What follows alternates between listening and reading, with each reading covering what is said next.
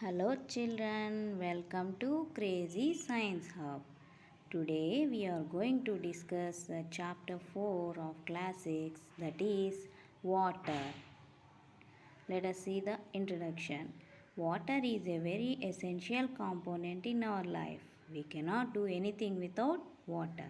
So we have to use water preciously. Come, let us learn something regarding water in this chapter.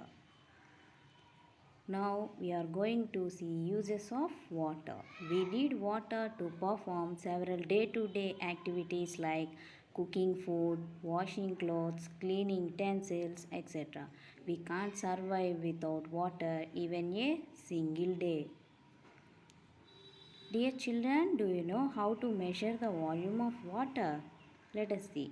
We can keep water in different vessels. Often we say a bucket full of water, a glass of water, a bottle of water, etc.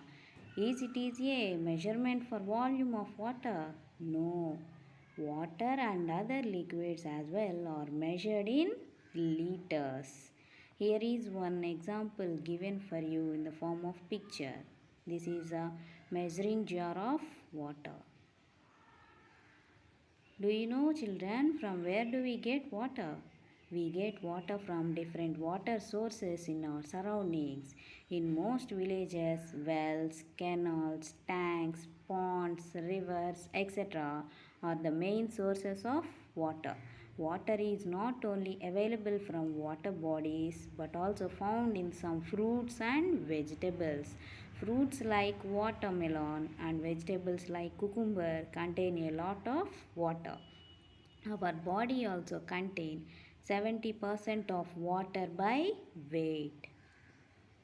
Now let us see how much amount of water is present on our earth. There are different sources of water on the earth. We know that nearly 3/4 of the earth's surface is occupied by water. Is this water useful for us? Absolutely no, because sea water is salty. Water used by us in our daily purposes is not salty, it is known as fresh water. Of the water available on the earth, only 3% is fresh water. Now we are going to discuss the different forms of water. Water is available naturally in three forms. First one solid form, second one liquid form, third one gaseous form. Let us see one by one. The solid form of water is ice. On cooling water, it will become ice. Liquid form. If we heat ice, it becomes water. Water is found in nature in liquid form. Third one, gaseous form. When we heat water, it changes into water vapor. We know that when ice is heated, it converts into water, and if water is heated, it turns into water vapor. You can observe the picture, children. Similarly, when vapor is cooled, we can get water back. If water is cooled further, we will get ice. So, we understand that these three forms of water are interchangeable. Now let us see the process of evaporation. The process of changing water into water vapor is called evaporation. When we heat water, it gets converted into water vapor. The amount of heat absorbed by water affects the rate of evaporation, so that on a sunny day, on a windy day, on a large surface area, the rate of evaporation is more. Evaporation is a natural process which takes place on the earth. The second process is condensation.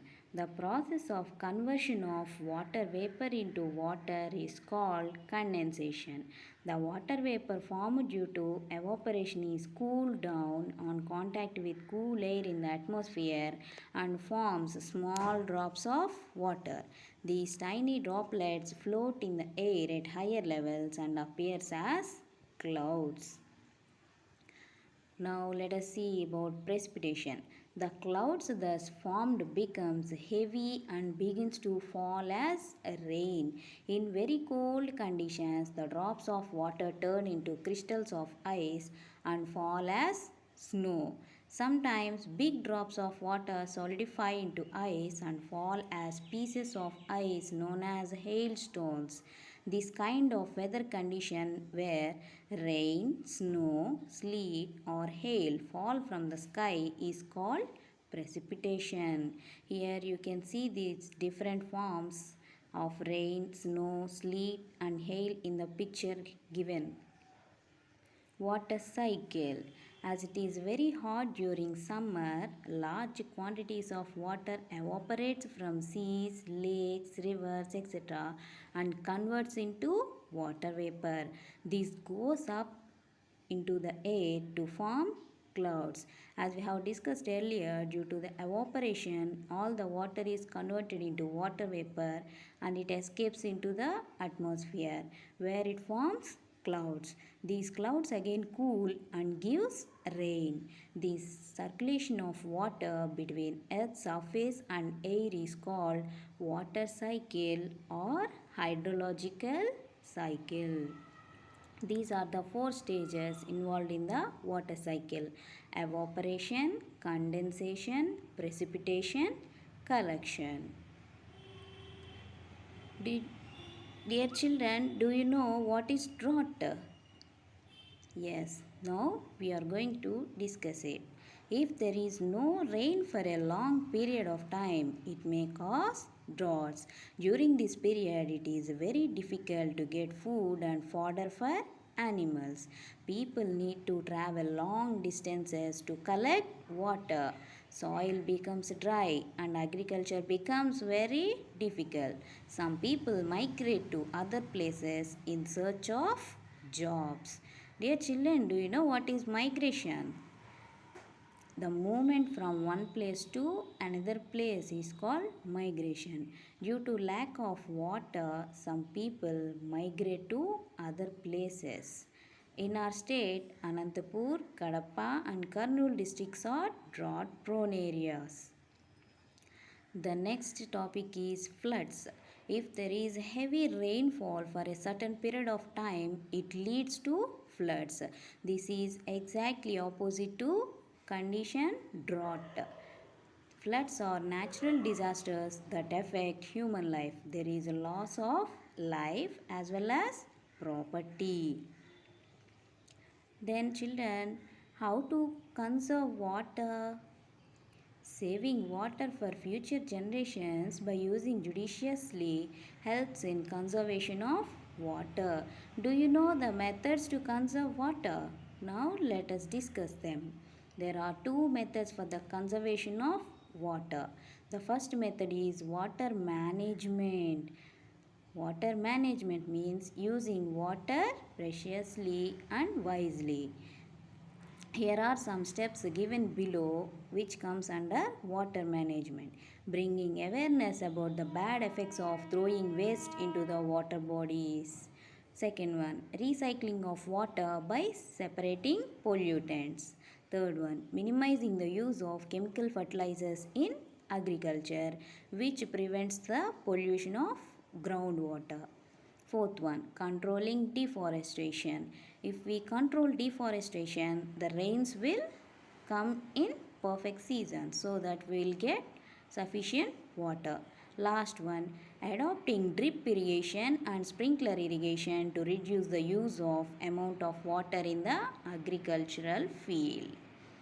Now let us discuss the second process, that is rainwater harvesting. Direct collection and use of rainwater is called rainwater harvesting. It is also two types. First one, collecting water from where it falls. Collecting water from the rooftops of the houses or buildings. This process is called roof water harvesting. Here some pictures are given for your reference. You can observe the first and second picture. The rain is giving water on the rooftops of our buildings and we can collect the water which is flowing from the rooftops.